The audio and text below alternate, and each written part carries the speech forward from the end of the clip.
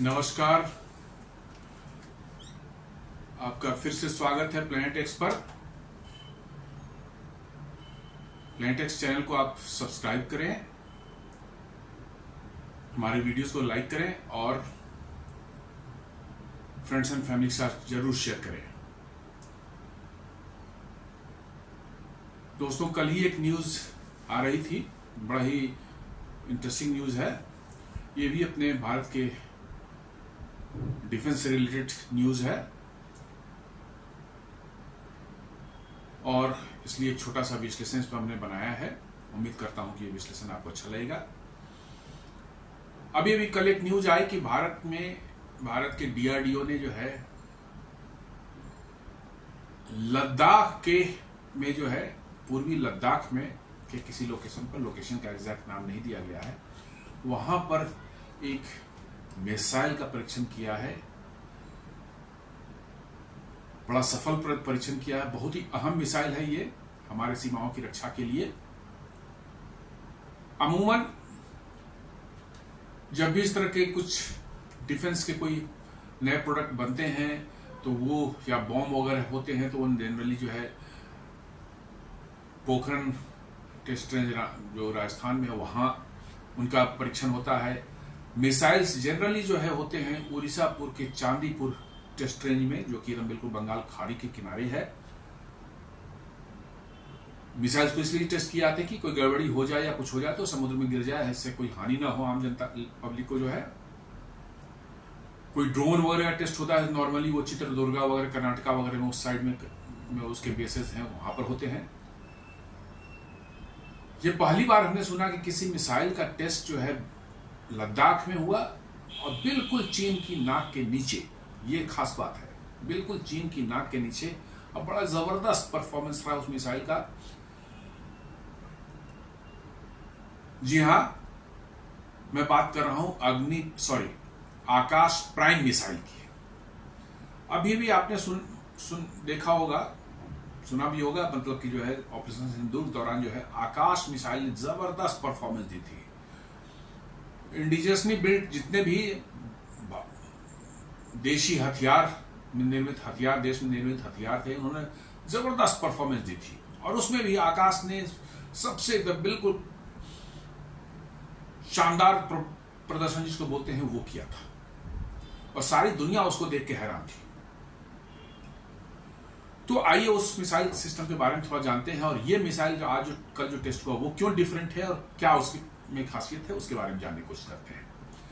आकाश missile जो है ये missile integrated guided missile development programme के तहत जो है बना हुआ एक मिसाइल है।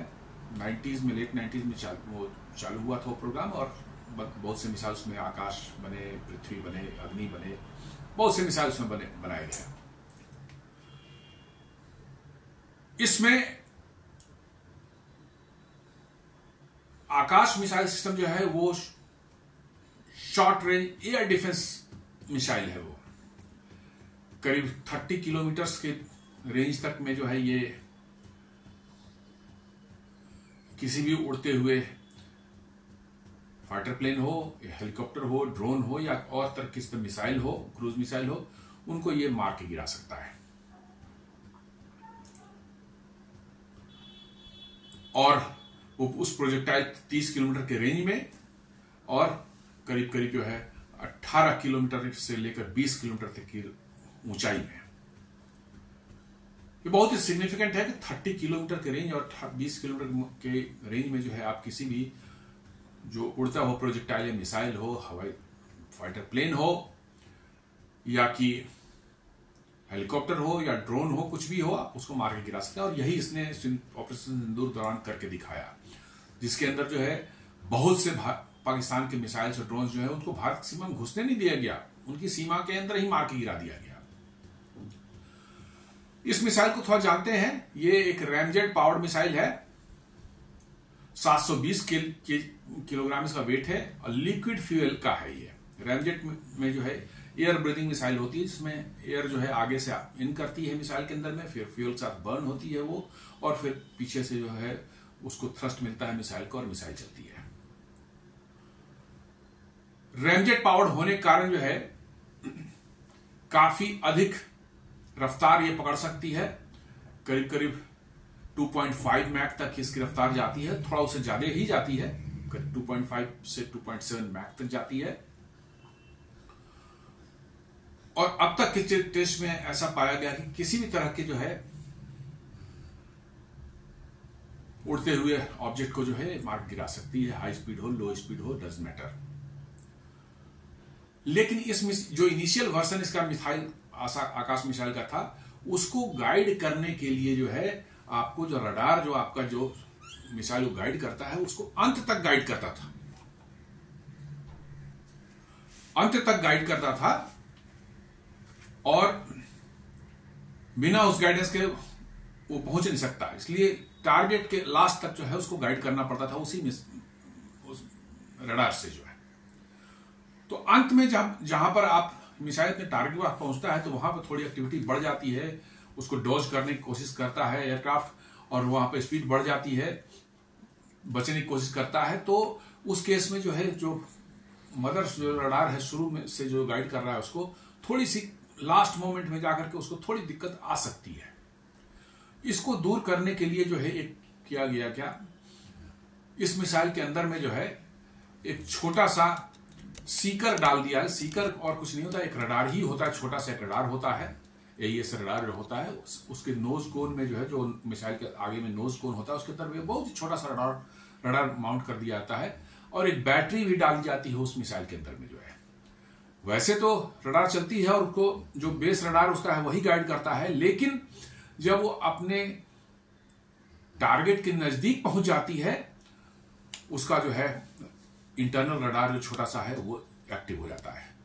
उसको टारगेट नजदीक इसलिए कि उसकी बैटरी बहुत छोटी सी है, थोड़े ही देर तक वो चल सकती है, ज्यादा दूर तक नहीं चल, इसलिए बिल्कुल टारगेट के नजदीक पहुंच जाने के बाद वो पीछे जो अपना बेस से रडार उसको गाइड कर रहा था उसको छोड़ करके वो अपने रडार पर आ जाता है, और ये इसको मदद करता है थोड़े समय के लिए जो है मिसाइल गाइड करने में, और लास्ट मोमेंट में जो है बहुत ही क्रूशियल हो जाता है अपने टारगेट पर पहुंचना, उसको डिटेक्ट करना और उस पर जो है उसके नजदीक जाके फटना ताकि उसको डिस्ट्रॉय कर सके। तो इस को जब लगाया गया तो नया जो वर्जन बन के निकला वो था आकाश 1S। एस जो जो है डिनोमिनेट कर रहा है सीकर, सीकर उसको बोलते हैं जो कि अपने टारगेट को खुद सीक करता है, खोजता है। तो वो रडार जो लगाया गया इसके लिए इसका नाम दे दिया सीकर। तो इसकी परफॉर्मेंस बहुत ज्यादा बढ़ गई, पहले से काफी ज्यादा बढ़ गई, इसकी मारक क्षमता जो और अचूक हो गई। ऐसा लोग बताते हैं कि एक यदि आकाश मिसाइल किसी टारगेट पर छोड़ दिया तो 90% उसका डिस्ट्रॉय होना तय है, और यदि दो मिसाइल एक साथ छोड़ दिए गए तो उसका 99% डिस्ट्रॉय होना निश्चित है, मतलब कि 1% ही चांस है उसके बचने का। इसलिए इस शॉर्ट रेंज मिसाइल में आकाश को माना जाता है कि ये one of the deadliest missile है, और जो कि इसने करके दिखाया अभी ऑपरेशन सिंदूर में। इसी मिसाइल का एक और एडवांस वर्जन जो है वो आकाश प्राइम है। आकाश प्राइम को फर्दर ऑप्टिमाइज किया, सीकर तो इसके अंदर में है ही लगा हुआ नोज कोन पर, बट इसको फर्दर ऑप्टिमाइज किया गया है ऊंचाई वाले इलाके में जहां कम ऑक्सीजन हो वहां पर इस्तेमाल होने के लिए।